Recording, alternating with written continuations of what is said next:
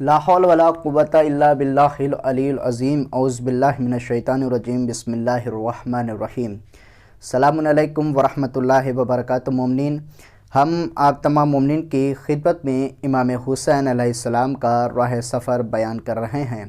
مومنین، آج ہم آپ سب کی خدمت میں امام حسین علیہ السلام 21 ذی الحجہ سن 60 ہجری کو کس مقام کے اوپر پہنچے تھے آپ کی خدمت میں پیش کر رہے ہیں۔ مومنین، پیر کا دن تھا، 21 ذی الحجہ تھی سن 60 ہجری کو۔ روایتوں میں ہے کہ کوفے کی طرف سے مکہ جانے والوں کے راستے میں سلبیہ اور خزیمہ کے درمیان ایک جگہ کا نام زرود ہے۔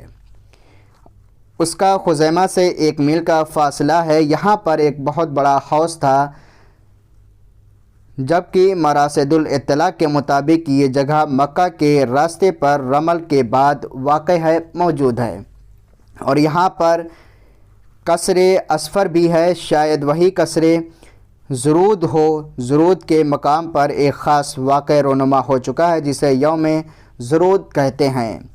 بہرحال حیات الامام الحسین علیہ السلام جلد نمبر 3 صفحہ نمبر 66 میں ہے کہ 21 ذی الحجہ بروز پیر یہاں پر قافلہ پہنچا۔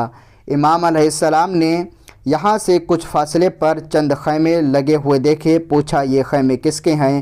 بتایا گیا زہیر بن قیس کے خیمے ہیں۔ مومنین، آپ تمام مومنین سے گزارش ہے کہ میری اس ویڈیو کو دوسرے مومنین کو ضرور شیئر کریں تاکہ دوسرے مومنین بھی امام حسین علیہ السلام کا راہ سفر جان سکیں۔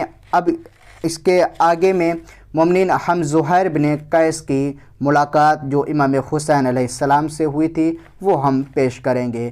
فقط والسلام ورحمۃ اللہ وبرکاتہ۔